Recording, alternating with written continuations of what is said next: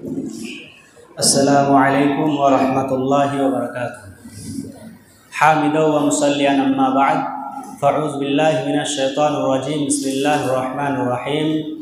या अय्युहल्लज़ीना आमनुत्तक़ुल्लाहा हक़्क़ तुक़ातिह व ला तमूतुन्ना इल्ला व अंतुम मुस्लिमून। या अय्युहन्नासुत्तक़ू रब्बकुमुल्लज़ी ख़लक़कुम मिन नफ्सिन वाहिदह व ख़लक़ मिनहा ज़ौजहा व बस्स मिनहुमा रिजालन कसीरन व निसाअ वत्तक़ुल्लाहल्लज़ी तसाअलून बिही वल अरहाम इन्नल्लाहा काना अलैकुम रक़ीबा। या अय्युहल्लज़ीना आमनुत्तक़ुल्लाहा व क़ूलू क़ौलन सदीदा युस्लिह लकुम अअमालकुम व यग़फिर लकुम ज़ुनूबकुम व मन युतिइल्लाहा व रसूलहु फ़क़द फ़ाज़ फ़ौज़न अज़ीमा। सम्मानीय श्रोतामंडली, आपनारा आल्लाह सुबहानाहु वा ताआलार दयाते आज आमरा এই মসজিদে মাগরিব নামাজ পর থেকে নিয়ে বসে আছি। তার জন্যই আমরা আল্লাহ সুবহানাহু ওয়া তাআলার সর্বপ্রথম শুকরিয়া আদায় করি, আলহামদুলিল্লাহ। তারপরে আমি আপনাদের সকলের শুকরিয়া আদায় করি যে আপনারা আপনাদের মূল্যবান সময় থেকে কিছু সময় বের করে এই মসজিদে এই মজলিসে বসে আছেন। আমি আপনাদের সম্মুখে ইনশাআল্লাহ কোরআন হাদিস থেকে কিছু কথা বলে আমি আমার বক্তব্য ইতি করব ইনশাআল্লাহ। আমরা জানি যে বর্তমান সময় ফিতনার সময়। ফিতনার যুগে আমাদের সবচেয়ে বড় কর্তব্য হবে আমাদের মূল্যবান সম্পদ ঈমানকে বাঁচানো। কেননা কিয়ামতের পূর্বে কিছু এমন ফিতনা আসবে যেই ফিতনা মানুষের ঈমানকে কেড়ে নেবে। তাই আমাদের কর্তব্য হবে যে আমরা কীভাবে এই ফিতনা থেকে আমাদের ঈমানকে বাঁচাবো। আল্লাহ রসুল সাল্লাল্লাহু আলাইহি সাল্লাম বলছেন যে তাকুনু বাইনা ইয়াদাইস সাআ ফিতানুন কাকিতাইল লাইলিল মুযলিম, যে কিয়ামতের পূর্বে এমন ফিতনা আসবে যেই ফিতনাটি অন্ধকারের রাত্রির ন্যায় হবে। অর্থাৎ অন্ধকার রাত্রিতে কোনো জিনিসকে বাছাই করা সম্ভব হয় না। ওরূপভাবেই কিয়ামতের পূর্বে এমন ফিতনা আসবে যেই ফিতনার মধ্যে হক এবং বাতিলকে, সত্য এবং মিথ্যাকে বাছাই করা অসম্ভব হয়ে পড়বে। আর সেই ফিতনার সময় ইউসবিহুর রাজুলু ফিহা মুমিনান ওয়া ইউমসি কাফিরান ওয়া ইউমসি মুমিনান ওয়া ইউসবিহু কাফিরান। সেই ফিতনার সময় মানুষ সকালে মুমিন থাকবে, বিকেলে কাফির হয়ে যাবে, বা বিকেলে মুমিন থাকবে, সকালে কাফির হয়ে যাবে। তাহলে পরে সেই ফিতনার সময় মানুষ নিজের ঈমানকে বাঁচাতে পারবে না।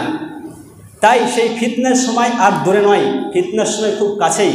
আমরা সেই ফিতনার সময়ের মধ্যে আছি। তাই আমাদের সবচেয়ে বড় কর্তব্য হবে এই ফিতনার যুগে আমাদের সবচাইতে মূল্যবান সম্পদ ঈমানকে বাঁচানোর চেষ্টা করতে হবে।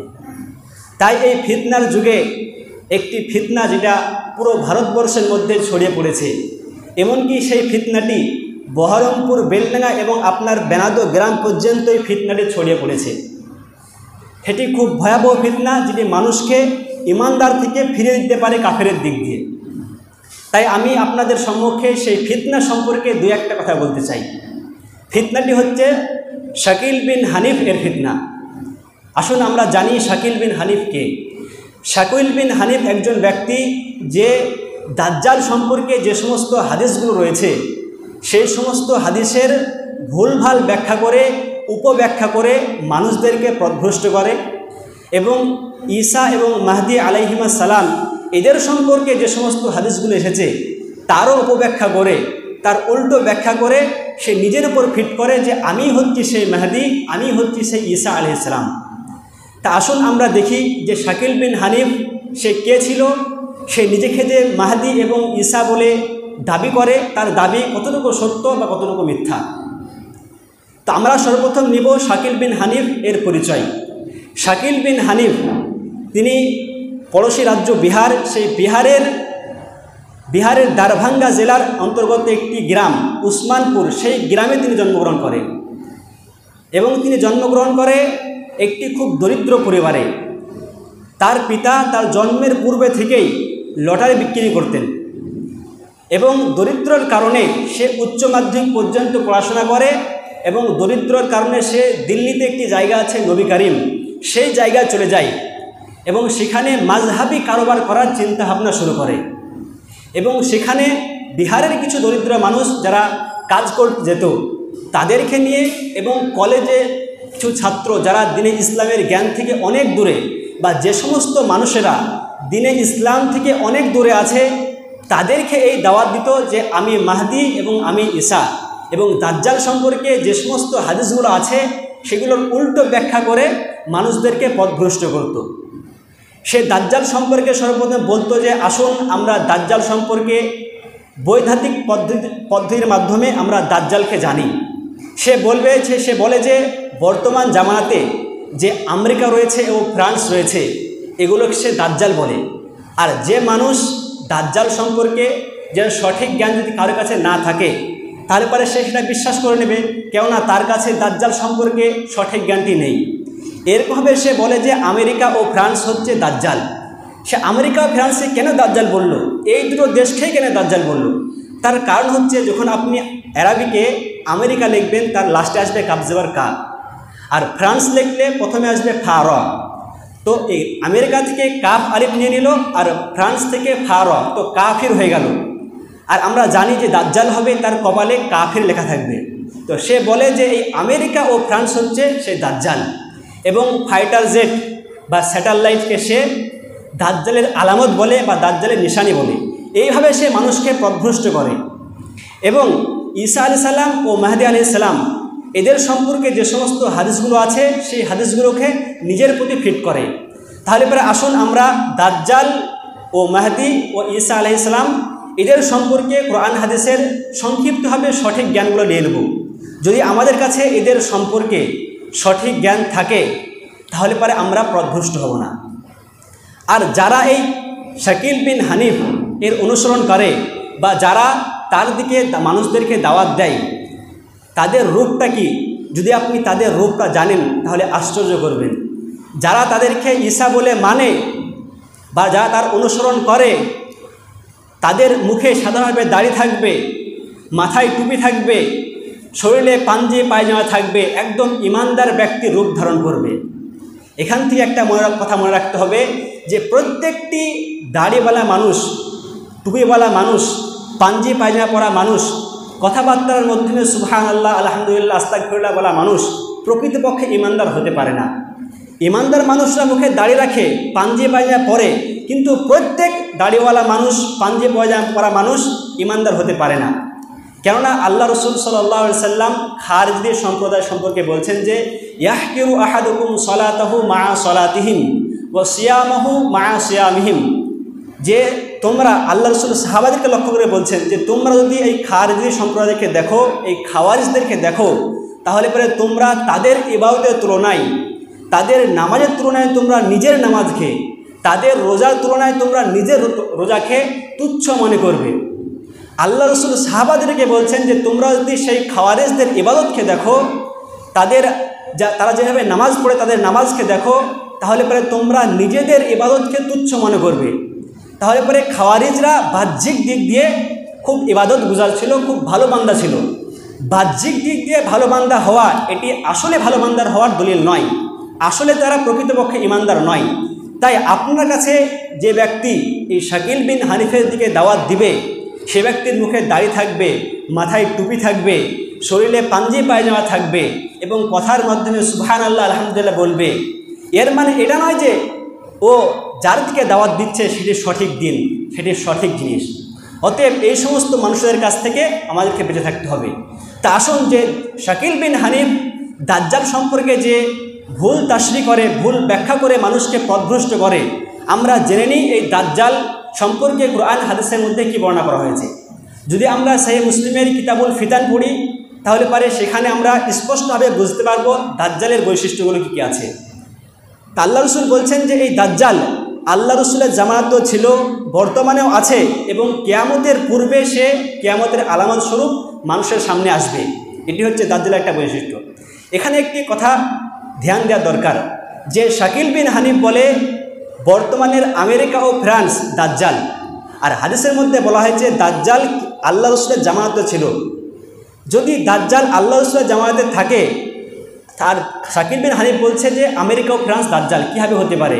কেন আল্লাহ রসুলের জামাতে এই আমেরিকা ফ্রান্স ছিল না, তারপরেও আমেরিকা ফ্রান্স আল্লাহ রসুলের অনেক দিন পরেকার এর সামনে আসে, তাহলে পরে সে আমেরিকা ও ফ্রান্স কীভাবে দাজ্জাল হতে পারে? এবং 2 নম্বর হচ্ছে যে দাজ্জাল যখন আসবে সে মানুষ হিসাবে আসবে, যেরকম হবে আমি আপনি মানুষ, সে আদম আলাইহিস সালাম এর সন্তানদের মধ্যে থেকে হবে, সে কোনো দেশ হবে না, এবং সেই দাজ্জালের অনুসরণকারী 70,000 ইহুদি হবে, এবং সে দাজ্জাল পুরুষ হবে, কোনো মহিলা হবে না, এবং সে দাজ্জাল কানা হবে এবং তার মাথার উপরে কাফির লেখা থাকবে, যেটাকে ইয়াকরাউহু কুল্লু মুমিনিন কাতিবিন ওয়া গায়রু কাতিব, যে তার কপালে যে কাফির লেখা থাকবে সেই কাফির শব্দটি প্রত্যেক ইমানদার ব্যক্তি পড়তে পারবে, সে ইমানদার ব্যক্তি পড়া জানুক বা না জানুক, সেই সময় তার কপালে যে কাফির লেখা থাকবে সেই অক্ষরটি বা সেই শব্দটি সবাই পড়তে পারবে। এবং সেই দাজ্জালের কোনো সন্তান সন্ততি হবে না, দাজ্জাল বাঁঝা হবে, ওয়াহুয়া আকিমুল লা ইউলাদুলাহ, তার কোনো সন্তান হবে না, এবং সেই দাজ্জাল নিজেকে রব বলে দাবি করবে, এবং আল্লাহ সুবহানাহু ওয়া তাআলা কিছু তাকে রবের কিছু বা আল্লাহ তাআলা তার কিছু তাকে এমন পাওয়ার দিবে, অলৌকিক পাওয়ার দিবে, যে সে যদি আসমানের দিকে ইশারা করে বলে যে পানি বর্ষণ করো, তা আসমান থেকে পানি বর্ষণ হবে, জমিনের দিকে ইশারা করে বলে যদি শাকসবজি তৈরি করো, শাকসবজি বেরিয়ে আসবে, তার কাছে রুটির এবং গোস্তের পাহাড় থাকবে, তার কাছে জান্নাত ও জাহান্নাম থাকবে, সে মানুষকে মৃত্যু দিতে পারবে, জীবনে দিতে পারবে। এই হচ্ছে দাজ্জালের বৈশিষ্ট্য। তাহলে পরে যদি আমরা এই সমস্ত জিনিসগুলো মনে রাখি, তাহলে পরে আমাদেরকে দাজ্জাল সম্পর্কে যদি কোনো মানুষ ভুল তথ্য দেয়, তাহলে পরে আমরা জানতে পারবো যে এ মানুষ আমাদেরকে ভুল তথ্য দিচ্ছে। তাই আমাদেরকে এই সমস্ত তথ্যগুলো মনে রাখা দরকার। 2 নম্বর, শাকিল বিন হানিফ সে নিজেকে মেহেদি বলে দাবি করে। আমরা জানি যে কিয়ামতের পূর্বে যে বড় বড় আলামতগুলো রয়েছে, সেই আলামতের মধ্যে থেকে একটি আলামত হচ্ছে ইমাম মাহদির প্রকাশ আসা। ইমাম মাহদি এসে দুনিয়ার বুকে ইনসাফ করবেন। তা আল্লাহ রসুল বলছেন, লা তাযহাবুদ দুনিয়া হাত্তা ইয়ামলিকাল আরাবা রজুলুম মিন আহলে বাইতি ইউয়াতিউ ইসমুহু ইসমি, যে দুনিয়া ততদিন পর্যন্ত ধ্বংস হবে না যতদিন না এই আরব দেশের একজন ব্যক্তি রাজত্ব করবে, যে আমার পরিবারের মধ্যে থেকে হবে, আমার বংশধরের মধ্যে থেকে হবে, যার নাম আমার নামের মতন হবে। অর্থাৎ আল্লাহ রসুল বলছেন যে কিয়ামতের পূর্বে একজন ব্যক্তি আসবে আমার পরিবার থেকে, আমার বংশধর থেকে, যার নাম হবে মুহাম্মদ বিন আবদুল্লাহ। তাহলে পরে এই শাকিল বিন হানিফ, মিথ্যুক শাকিল বিন হানিফ যে নিজেকে মেহেদি বলে দাবি করে, তার নাম হচ্ছে শাকিল, তার পিতার নাম হচ্ছে হানিফ। আর আল্লাহ রসুল বলছেন যে প্রকৃতপক্ষে যে মেহেদি হবে তার নাম হবে মুহাম্মদ, তার পিতার নাম হবে হানিফ। তাহলে পরে এখানে স্পষ্ট যে শাকিল বিন হানিফ পুরোপুরি মিথ্যুক, কেননা তার নাম হচ্ছে শাকিল, তার পিতার নাম হচ্ছে হানিফ। আর আল্লাহ রসুল বলছেন যে মাহদি যে হবে তার নাম হবে মুহাম্মদ, তার পিতার নাম হবে হানিফ। তাহলে পরে এখান থেকে স্পষ্ট হয়ে বোঝা যাচ্ছে যে শাকিল বিন হানিফ একদম মিথ্যুক। 2 নম্বর, আল্লাহ রসুল আরও বলছেন যে আল মাহদি মিন ইতরাতি মিন ওয়ালাদে ফাতিমা, মাহদি যে হবে সে ফাতিমা আলাইহিস সালাম এর পরিবারের মধ্যে থেকে হবে, এর বংশধরের মধ্যে থেকে হবে। আর যে শাকিল বিন হানিফ মিথ্যুক, যে নিজেকে মেহেদি বলে দাবি করে, তার তো বংশধর বিহার থেকে। আর আল্লাহ রসুল বলছেন যে প্রকৃতপক্ষের মাহদি হবে সে ফাতিমা রাদিয়াল্লাহু আনহার বংশধর থেকে হবে। তাহলে এই শাকিল বিন হানিফের বংশধর আর ফাতিমা রাদিয়াল্লাহু আনহার বংশধর একদম আলাদা। এখান থেকে স্পষ্ট প্রমাণ পাওয়া যাচ্ছে যে শাকিল বিন হানিফ একদম মিথ্যুক, সে মাহদি নয়। 2 নম্বর, আল্লাহ রসুল আরও বলছেন যে আল মাহদি মিন্নি আজলাল জাবহাতি, মাহদি আমার বংশের মধ্যে থেকে হবে আজলাল জাবহাতি, আই লা ইউজাদু শা'রুন ফি মুকদ্দামাতি রাসিহি, তার মাথার সামনের দিকে চুল থাকবে না। ও আকনাল আনফি, আই তবিলুল আনফ মা দিক্কাতি তরাফিহা, এবং তার নাকটা একটু লম্বা হবে ও পাতলা হবে। আর যে শাকিল বিন হানিফ যদি আপনারা কেউ তার ফটো দিয়ে থাকেন, তাকে চিনতে পারবেন তার কপালে অনেকগুলো চুল আছে এবং তার নাকটা চ্যাপ্টা। তাহলে পরে এখান থেকে স্পষ্ট হয় যে শাকিল বিন হানিফ একদম মিথ্যুক, সে ইমাম মাহদি হতে পারে না। আল্লাহ রসুল বলছেন যে প্রকৃতপক্ষে যে মেহেদি হবে ইয়ামলাউল আরদা কিসতান ওয়া আদলান কামা মুলিআত জাওরান ওয়া যুলমান, এই যে প্রকৃতপক্ষের মেহেদি হবে সে আসার পরে দুনিয়াতে সুখ ও শান্তি চলে আসবে, সে ন্যায় বিচার করবে। যদি এই শাকিল বিন হানিফ প্রকৃতপক্ষে মেহেদি হয়, আমাকে বলুন দুনিয়ার মধ্যে, দুনিয়া ছাড়েন ভারতবর্ষের মধ্যে কোথায় সুখ ও শান্তি রয়েছে? যদি সে প্রকৃতপক্ষে মাহদি হয় তাহলে পরে সুখ ও শান্তি এলো না কেন? সে ন্যায় বিচার কেন করতে পারছে না? এবং আল্লাহ রসুল প্রকৃতপক্ষে মেহেদী সম্পর্কে আরও বলছেন ওয়ায়ামলিকু সাবা সিনিন, এবং সে প্রকৃতপক্ষে যে মেহেদী হবে সে 7 বছর রাজত্ব করবে। এই শাকিল বিন হানিফ, মিথ্যুক শাকিল বিন হানিফের আশা আজ থেকে 20 বছর হয়ে গেল। সে কত জায়গায় রাজত্ব করেছে দেখুন, কোনো জায়গায় রাজত্ব করেনি। কোরআনের এবং হাদিসের স্পষ্ট বাণী থেকে প্রমাণ পায় যে শাকিল বিন হানিফ একদম পরিপূর্ণ মিথ্যুক, সে মাহাদি নয়। আল্লাহ রসুল আরও বলছেন যে যখন মাহাদি আসবে, মাহাদি আসার পূর্বে ফুরাত নদী থেকে একটি স্বর্ণের পাহাড় বের হবে। যদি এই শাকিল বিন হানিফ প্রকৃতপক্ষে মাহাদি হয়, ফুরাত নদীর পানি তো শুকায়নি এখনও, সেখানে তো স্বর্ণের পাহাড় বের হওয়া দূরের কথা। এবং সেই স্বর্ণের পাহাড়ের জন্য যদি 100 জন ব্যক্তি যুদ্ধ করে, তাদের মধ্যে 99 জন ব্যক্তি মারা যাবে। এখান থেকে স্পষ্ট প্রমাণ পাই যে শাকিল বিন হানিফ একদম মিথ্যুক, সে ইমাম মাহদি নয়। এবং প্রকৃতপক্ষে যে ইমাম মাহদি হবে, ঈসা আলাইহিস সালাম এসে সেই ইমাম মাহদির পিছনে নামাজ পড়বেন। আজ 20 বছর হয়ে গেল এই শাকিল বিন হানিফের নিজেকে মেহেদী দাবি করা। ঈসা আলাইহিস সালাম কেন এসে তার পিছনে নামাজ পড়লেন না? এই সমস্ত দলিল থেকে স্পষ্ট হয় যে শাকিল বিন হানিফ যে নিজেকে মাহদি দাবি করে, প্রকৃতপক্ষে একদম মিথ্যুক। তার দাবিতে সে সত্যবাদী নাই। তারপরেও বর্তমানে জামানাতে তার ফলোয়ার্স, তার অনুসরণকারী 15 থেকে 20 হাজার পর্যন্ত পৌঁছে গেছে। তার ফলোয়ার্সরা, তার অনুসরণকারীরা ভারতবর্ষের বিভিন্ন জায়গায় ছড়িয়ে পড়েছে। পশ্চিমবঙ্গ, বিহার, দিল্লি, ঝাড়খণ্ড, মহারাষ্ট্র, বিভিন্ন জায়গায় তার অনুসরণকারীরা ছড়িয়ে পড়েছে এবং মানুষদেরকে তার দিকে আহ্বান করে পথভ্রষ্ট করছে, মানুষদের ইমানকে ধ্বংস করছে। এই শাকিল বিন হানিফ যে নিজেকে মেহেদী বলে দাবি করে, সে নিজেকে ঈসা বলেও দাবি করে। সে মানুষদেরকে বলে যে আমি ঈসা আলাইহিস সালাম। কোরআন এবং হাদিসের মধ্যে ইমাম মাহদির আলাদা গুণ বর্ণনা করা হয়েছে, ঈসা আলাইহিস সালামের আলাদা গুণ বর্ণনা করা হয়েছে, কিন্তু এই মাহদি নিজেকে বলে আমি মেহেদী, আমি ঈসা। এটা কীভাবে সম্ভব? তাই আসুন আমরা ঈসা আলাইহিস সালাম এর সম্পর্কে হাদিসের মধ্যে এবং কোরআনের মধ্যে যে সমস্ত বৈশিষ্ট্যগুলো বর্ণনা করা হয়েছে সেগুলো জানার চেষ্টা করি, যাতে করে তার নাম দিয়ে আমাদেরকে অন্য কোনো ব্যক্তি পথভ্রষ্ট না করতে পারে। আমরা জানি যে ঈসা আলাইহিস সালাম পিতা ছাড়া, বিনা পিতাতে দুনিয়ার বুকে এসেছেন। এটা আমাদের বিশ্বাস। এটা আল্লাহ সুবহানাহু ওয়া তাআলা কোরআন কারীমে বর্ণনা করেছেন যে ঈসা আলাইহিস সালাম পিতা ছাড়াই দুনিয়ার বুকে ভূমিষ্ঠ হয়েছেন। আর এই শাকিল বিন হানিফ যে নিজেকে ঈসা বলে দাবি করে, তার নামে তো আছে শাকিল বিন হানিফ, তার পিতার নাম হানিফ। এখান থেকে প্রমাণ হয় সে মিথ্যুক, কেননা ঈসা আলাইহিস সালামের পিতা নেই, আর এখানে শাকিলের পিতা আছে যার নাম হানিফ খান। তাহলে পরে সে প্রকৃতপক্ষে ঈসা নয়। ঈসা আলাইহিস সালামকে আল্লাহ সুবহানাহু ওয়া তাআলা বানী ইসরাঈলের দিকে নবী বানিয়ে পাঠিয়েছেন।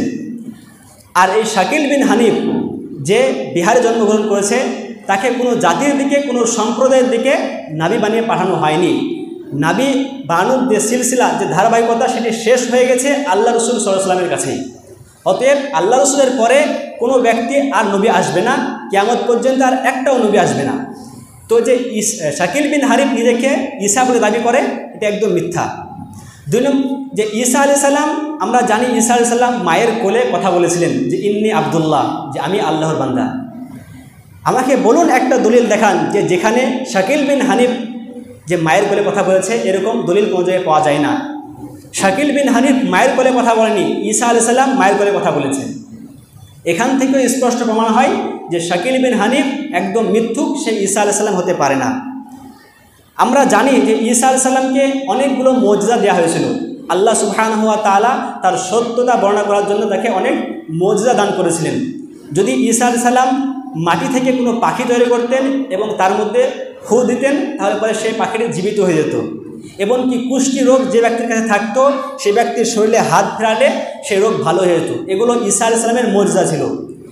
আমাকে একটা দলিল দেন যে যার মাধ্যমে পাওয়া যাবে যে শাকিল বিন হানিফের দ্বারাই আল্লাহ সুবহানাহু ওয়া তাআলা তাকে কোনো মুজিজা দিয়েছেন। আল্লাহ সুবহানাহু ওয়া তাআলা তাকে কোনো মুজিজা দেননি। এখান থেকে স্পষ্ট প্রমাণ হয় যে শাকিল বিন হানিফ একদম পরিপূর্ণ মিথ্যুক, সে ঈসা আলাইহিস সালাম নয়।